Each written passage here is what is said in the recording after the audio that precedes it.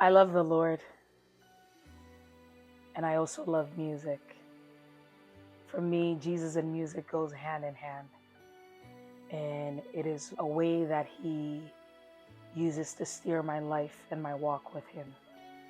I remember early on in my life, I always realized that anytime I found myself in the company of other believers and music was a part of what we were doing, I was always put in the forefront. And I didn't really have an idea what it all meant. It didn't make much of a sense to me at that stage of my life because, oh, well, they say you can sing, and I know I can sing. So I just enjoy being in front of people. But throughout my journey in life with the Lord, and as I got a deeper understanding of my walk with God and who God is and what He seeks to do with my life and the purpose that He has for me, I knew that there was something that He had been doing all along. So right after high school, I went on a little search, a personal search in my walk with the Lord, where I wanted to understand what everything was about, because I realized that being born in a Christian home, even though I've been to church my whole life, I've done the Christian things that a Christian is supposed to do, I didn't really have an understanding of who God is and what my role is in Him. And so right after high school, I began to do a search of my own where I wanted to understand who this God is and what exactly He wants from me and what I'm supposed to do. So beyond music, I fell in love with worship. And I just want to put it out there that worship is not music. It's beyond that.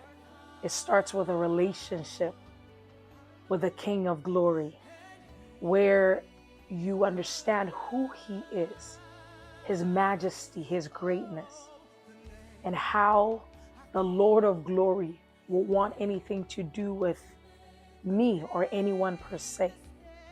And so that is where my understanding of worship came from. And so the opportunity to worship Him is not just so I could sing a song, see people applaud me, get compliments from people, but to know that I have done what I'm supposed to do, acknowledging that there is only one King, there is only one God who is worthy of praise, who is worthy of our devotion. And so that is where my love came from. And that is where my understanding of music just went over just being able to sing or being able to, get people to feel good, but to know that I've been called for a purpose, to know that it is beyond music. But the most important thing is that I am a living sacrifice that the Lord needs. And that is where worship starts from. And everything else that I do flows from that. I get excited every opportunity that I get, whether it is before thousands of people, before a few people, where I'm given the opportunity to lead God's people in worship. It is something that brings me joy and excitement to stand before the King of Kings and to bless Him with a gift that He has given me and to bring other people along with it through the vehicle of music.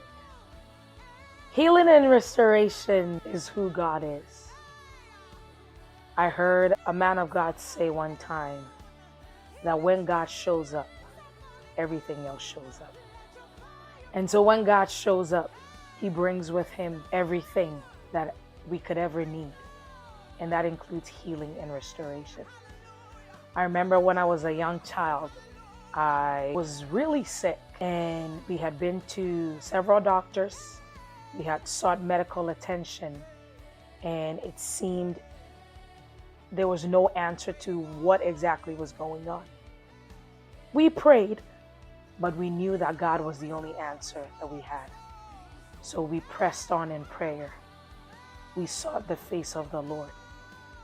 And I don't remember how, I don't know when, but I noticed that things began to change. And that was when I noticed that, yes, we can seek medical attention. We can go to the doctor's office if we're sick, but true healing comes from the Lord. So this August 31st, I would like to invite you to the sound of healing and restoration at Rhema Chapel, because I know that the same God who did it for me, who has done it for a million other people, is ready to heal and restore you. Don't limit yourself. There is nothing that God cannot do.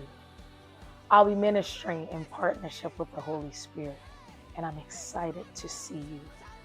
Bring that friend, that neighbor, that co-worker who is sick, who needs restoration, because Jesus is ready to bring that to them. God bless you.